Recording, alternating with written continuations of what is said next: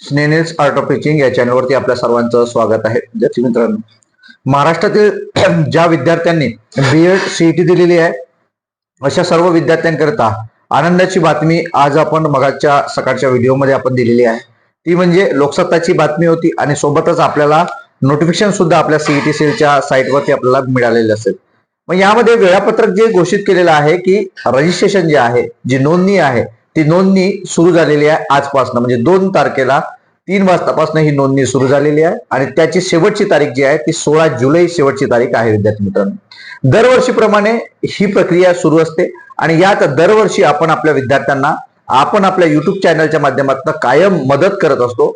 ते मेथड असो की त्याचा फॉर्म भरण्यापासून असो की डॉक्युमेंट कोणते लागणार असेल, मग त्यानंतर प्रवेश कसा मिळवायचा, प्रवेश मिळाल्यानंतर त्याची फीज कशी वाचवायची, SC ST 100% स्कॉलरशिप असणारा विद्यार्थी, इतर जे कॅटेगरीचे विद्यार्थी ते 50% स्कॉलरशिप, अशा विद्यार्थ्यांची फीज कशी वाचवायची ते, आणि नंतर राहण्याची आणि खाण्याची व्यवस्था तेही त्यांना मिळालं नाही तर आपल्याला स्वाधार, स्वयं आणि आधार सारखे ज्या योजना आहेत, जे राहण्याचं निर्वाह भत्ता तुम्हाला दिलं जाते ते 60,000 रुपये कसे मिळवायचे या संदर्भातील संपूर्ण प्रक्रिया जी आहे ती प्रक्रिया होतपर्यंत आपण आपल्या विद्यार्थ्यांना मदत करत असतो. विद्यार्थी मित्रांनो, आपण जर माझ्या चॅनलला पहिल्यांदा आले असेल तर माझ्या चॅनलला सबस्क्राईब करा, जेणेकरून येणारं कोणतेही जे अपडेट असेल ते अपडेट आपण आपल्या चॅनलला सांगत असतो, बोलत असतो.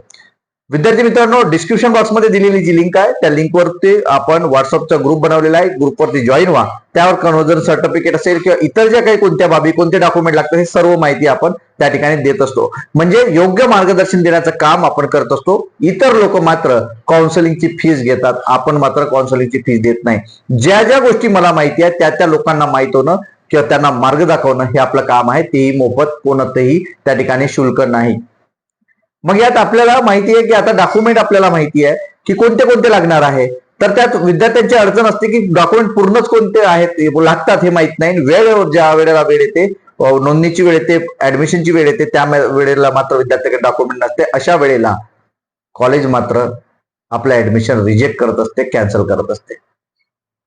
एवढं सारं करूनही आपलं कॉलेज जर ऍडमिशन रद्द होत असेल आणि या जर गोष्टी जर आपल्याला पूर्वीच माहित असत्या तर आपलं हे केलं असतं असं आपण म्हणत असतो आणि त्यावेळी वर्ष आपलं वाया जातो आणि असा विद्यार्थी आपला वंचित राहतो. तर विद्यार्थी मित्रांनो, डॉक्युमेंट कोणते लागतात ते आपण या ठिकाणी बघणार आहोत. पहिलं प्रोसेस काय, तर अकॅडमिक जी काही गोष्टी आहेत त्या महत्वाच्या असणार आहेत. अकॅडमिक म्हणजे काय, 10वी आपण पास झालो, 10वीचं गुणपत्रक आणि प्रमाणपत्र महत्वाचं आहे. 12वीचं गुणपत्रक, प्रमाणपत्र महत्वाचं आहे. नंतर 12वी नंतर आपण जे बीएड जे आहे ते बीएड पदवीच्या बेसवर आपण करत असतो. म्हणून पदवी कोणतीही असेल, कोणतीही पदवी, आर्ट्स, कॉमर्स अँड सायन्स मधली कोणतीही पदवी असेल तरी ती पदवीची तुम्हाला सर्टिफिकेट पाहिजे, किंवा प्रोव्हिजनल सर्टिफिकेट किंवा एवढ्याही वर्षांच्या मार्कशीट. 4 वर्षाची डिग्री असेल तर 8 मार्कशीट आणि 3 वर्षाची डिग्री असेल तर 6 मार्कशीट तुम्हाला असणं अपेक्षित आहे, तुमच्याकडे असणं अपेक्षित आहे. नंतर तुम्हाला त्या ठिकाणी तुमचं कन्व्हर्जन सर्टिफिकेट, तुमचं पीजीचं वेगळं आणि तुमचं युजीचं वेगळं, म्हणजे ग्रॅज्युएशनचं वेगळं आणि पीजीचं वेगळं तुम्हाला भरावं लागेल. का, तर आपला CGPA आपले मार्क्स असते, त्यामध्ये तुम्हाला कन्व्हर्जन सर्टिफिकेट भरणं अपेक्षित आहे. कन्व्हर्जन सर्टिफिकेट तुम्हाला पाहिजे असेल, कसं भरायचा हे सर्व आपल्याला आपल्या ग्रुपमध्ये ते दिलेले आहे. ते PDF स्वरूपात ते टाकलेले आहे. तुम्ही त्यात प्रिंटआउट काढून तुम्ही ते सर्व PDF स्वरूपात तुम्ही अपलोड करू शकता.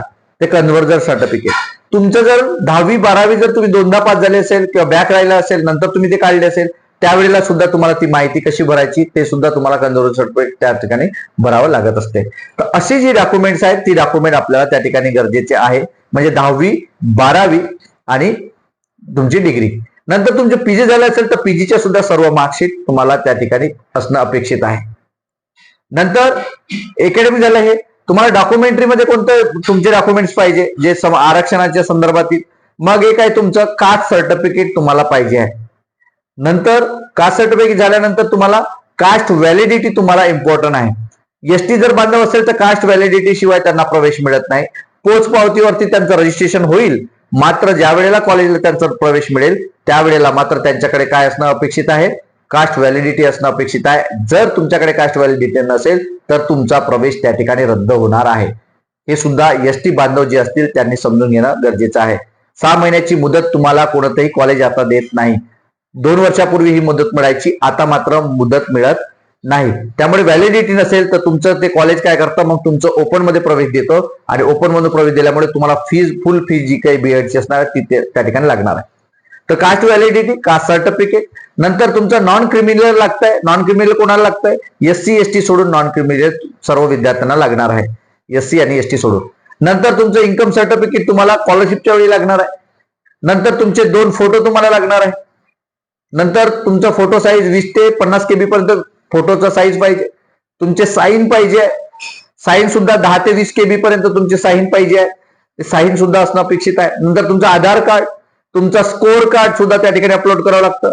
आणि तुमचा जो काही फॉर्म सीईटीचा भरलेला होता तो सुद्धा फॉर्म तुम्हाला त्या ठिकाणी गरजेचं आहे. नंतर समांतर आरक्षणामध्ये तुम्ही जर काही घेत असाल, म्हणजे ऑर्फन असाल तुम्ही किंवा PH असाल किंवा विविध जे काही समांतर आरक्षण आहेत, त्या समांतर आरक्षणामधून जो त्या कॅटेगरीमध्ये तुम्ही येत असाल तर नक्कीच त्याचा फायदा घेण्यासाठी तुम्हाला त्या सर्टिफिकेट तुमच्याकडे असणं गरजेचं आहे. अशा पद्धतीने ही सर्व कागदपत्र तुमच्याकडे असावी लागतात. हे जर असेल तर तुम्ही त्या ठिकाणी नोंदणी करणार आहात. जर हे नसेल तर तुमचं ऍडमिशन मात्र रिजेक्ट होते, तुम्हाला ते प्रवेश मिळेल नाही, तुम्हाला नोंदणी करता येणार नाही. आणि प्रवेशाच्या वेळी तुम्हाला व्हॅलिडिटी, आता जरी तुम्ही पोचपावती टाकत असाल तर व्हॅलिडिटी तुम्हाला प्रवेशाच्या वेळी पाहिजे. ही जी प्रोसेस आहे ही 3 राऊंड मध्ये ही प्रोसेस चालते. चौथा राऊंड जो असणार आहे तो इन्स्टिट्यूशनल राऊंड आहे. पहिला राऊंड हा कॅप राऊंड, म्हणजे आताची प्रोसेस कोणती असणार आहे? तुम्हाला नोंदणी करण्याची प्रोसेस. जे जे सर्व गोष्टी आहेत त्या ठिकाणी तुम्हाला ती माहिती टाकणे आणि ते अपलोड करणे, माहिती टाकणे आणि अपलोड करणे, अशा पद्धतीने तुमचा हा फॉर्म आहे. त्यानंतर तुमचे प्रिफरन्स देणं, प्रिफरन्स दिल्यानंतर ते लॉक करणं आणि त्यानंतर तुमचा पहिला कॅप राऊंड मध्ये तुम्हाला कॉलेज अलॉट होणं. कॉलेज अलॉट झाल्यानंतर तुम्हाला काय करणे? नंतर तुमची ऍडमिशन प्रोसेस करणं. ऍडमिशन प्रोसेस मध्ये तुम्हाला पाहिजे तो कॉलेज नाही मिळाला तर काय करायचं? तुम्हाला बेटरमेंट घ्यायचं आहे, पुन्हा दुसरा कॉलेज टाका, कॉलेज बदलावा. अशा पद्धतीने ही संपूर्ण प्रक्रिया जी आहे ती प्रक्रिया पार पडणार आहे.